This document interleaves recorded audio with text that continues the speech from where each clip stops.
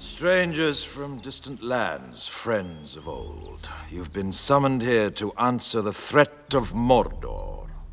Middle-earth stands upon the brink of destruction. None can escape it. You will unite, or you will fall. Each race is bound to this fate, this one doom. Bring forth the ring, Frodo.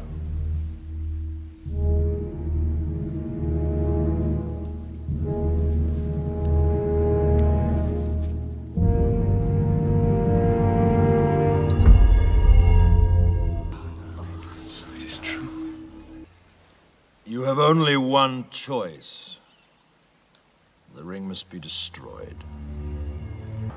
One of you must do this. I will take it! Who would give I will take it! I will take the ring to Mordor.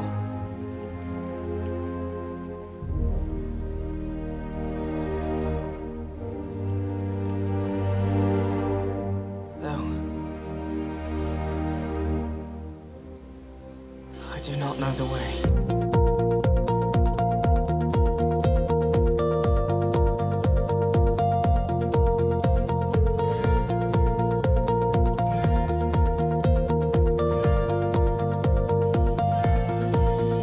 용인이 개원을 한다는 거는 뭐 8년 전부터 의료원 내에서 얘기가 있었고요. 그냥 그때는 누군가 가겠구나라고 생각을 했고 이제 제가 갈 거라고 생각을 하지는 않았었고요. 근데 이제 일한 지 한 10년 차가 되어 가니까 살짝 매너리즘에 빠진 상태. 좀 지쳤던 것 같아요. 그러니까 똑같은 일상이 10년 동안 계속 쉼없이 되풀이되니까 지쳤다라고 하는 표현이 좀 약간 맞을 것 같고요. 어떡하지? 뭔가 탈출구가 없나? 하던 시점에 이제 혈액내과 주임 교수님께서 용인에 가볼래?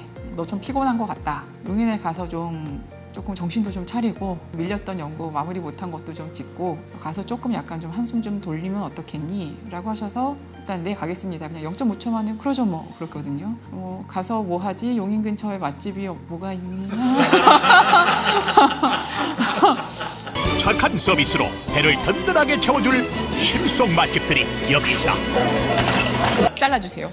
하는 와중에 원장님께서 이제 전화를 주셨어요.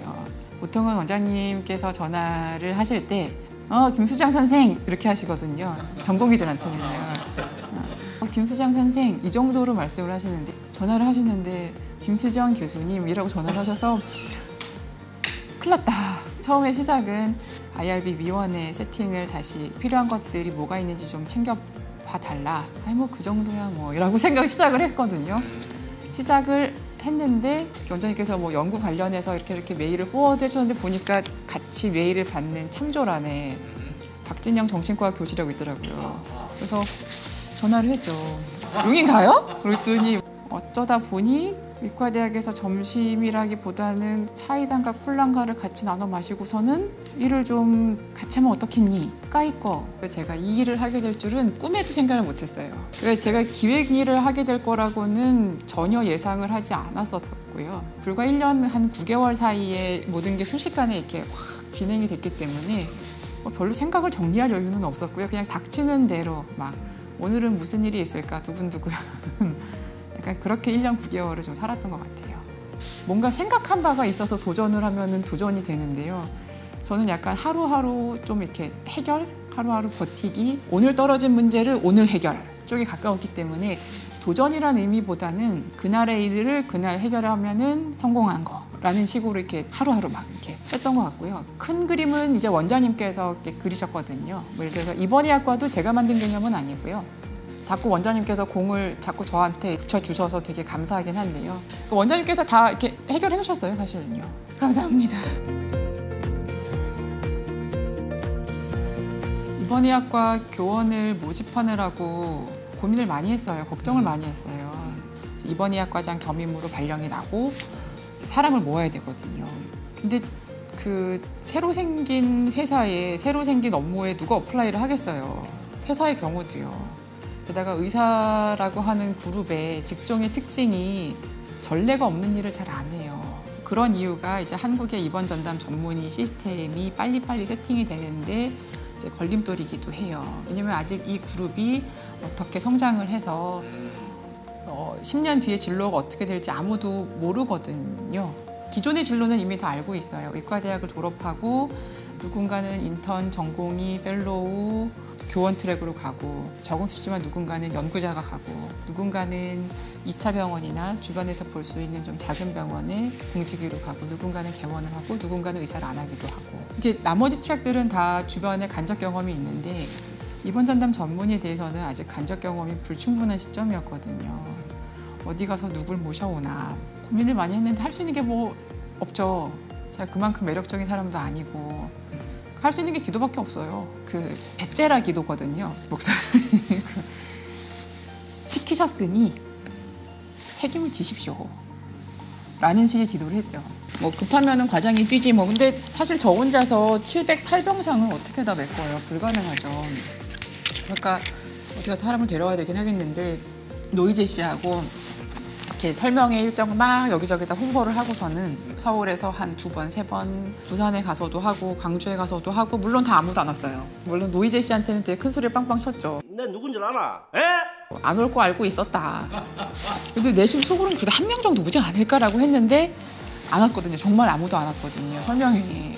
그러니까 이제 어떡하나 이제 어디 가서 누구를 구하나 내과 학회하고 가정의학과 학회 전공의들이 매년 연수 강좌를 받아야 돼요. 그때 이제 부스를 들어가야겠다. 홍보 부스를.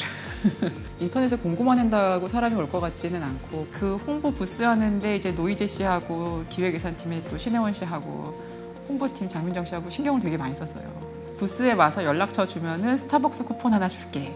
알아보니 김영란법에 안 걸린대. 스타벅스 쿠폰 뒤에다가 각종 연락 수단을 다 적어서 공격적으로 누군가 한 명은 연락이 오면은 잘 설득을 하자. 그렇게 하면서 몇 분을 컨택을 하게 됐고요. 되게 신기한 게 처음에 5월 달에 그 기획안을 냈을 때 33명 TO를 냈거든요. 내심 속으로는 솔직히 지금 와서는 하면은 12명 차면은 대성공이다. 한 병동당 한 명씩만 응급을 갖다가 백업할 수 있을 만큼만 사람을 모아도 성공이다. 그렇게 모아야겠다 했는데 개원할 때 파이널은 27분이 모였어요. 지금 생각해보면은 되게 신기하게 병원이 딱 변화하는 그 시점마다 필요하신 그 인원을 딱딱딱 보내주셨어요. 사람의 힘으로는 불가능한 프로젝트고 27명이 그러니까 단위 병원 베드수 대비해서 27명이 모인 숫자는 대한민국에서 최대 숫자예요.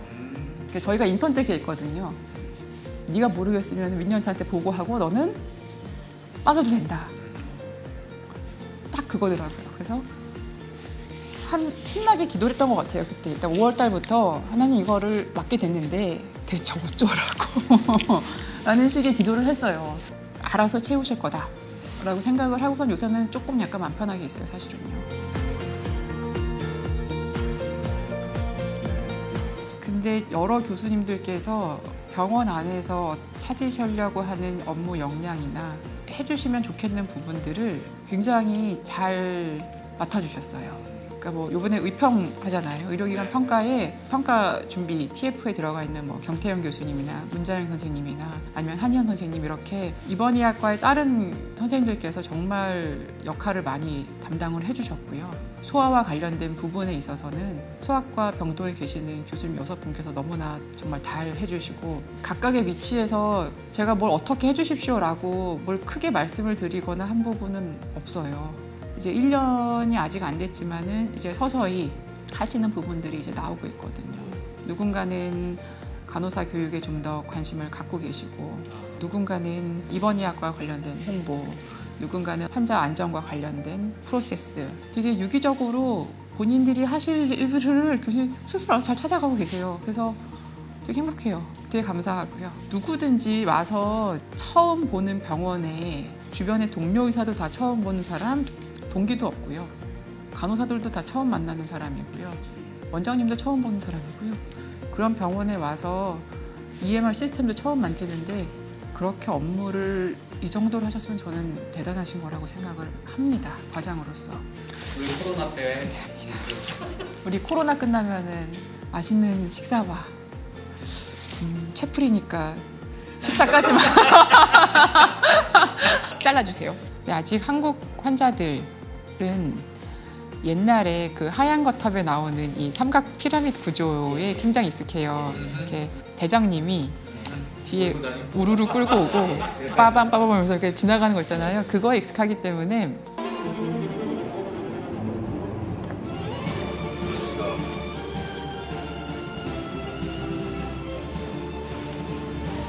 사회 전체가 약간 그런 군대 문화에 익숙한 것 같아요. 의사와 환자 관계조차도 이제 그런 관계에 익숙해서 제가 이제 병동에서 올라가서 이제 재환자를 볼 때도 있지만은 저 병동을 담당하는 의사로 올라가서 볼 때는 환자한테 환자 얘기하다 보면은 자세히 얘기해줘서 고맙긴 한데 당신은 누구요?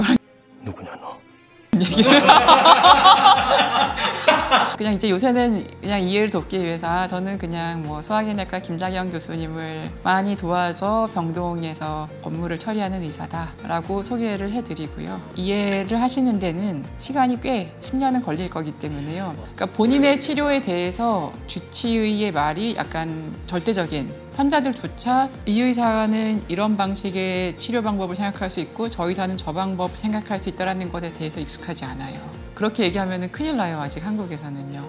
왜 이쪽 저쪽 말이 다르냐가 되거든요. 되게 조심스러운 부분이긴 하죠. 그냥 병실에서 일반적인 간호사 말고 진료 활동을 함께하는 간호사 직군에 대해서 교육이라든지 이분들의 어떤 임상적인 능력을 교육하는 부분 또는 환자를 요새는 이제 환자 교육에 대해서 뭐 누구나 있지만 어떻게 환자 교육을 할 것인가 라든지 아니면 여러 가지 병원 내 시스템 개선, 안전 개선을 위한 활동을 어떻게 좀 더 체계적으로 잡아갈 것인가에 대한 사람이 누가 있냐 의사 중에 라고 할 때 누군가 입원의학과 교수님이 우리 병원에서 나오지 않을까 라는 기대를 하고 있고요.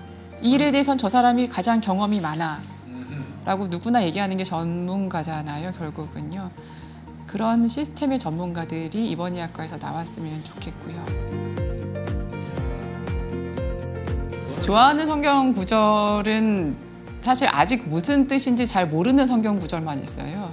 예전에 이제 섬기던 교회에서 송구영신 예배 때 올 한 해 동안 이제 주신 말씀으로 생각을 하고 묵상을 하는 걸로 딱 뽑으면은 나온 게 이제 히브리서 11장이었거든요. 아직도 이해 못해요. 믿음은 바라는 것들의 실상이 뭔 소리지. 아직도 이해 못하고 있는데요. 그냥 약간 배짜라 기도의 핵심 아닐까? 그거랑 맥이 좀 통하지 않을까라는 생각을 작년에 잠시 했었어요.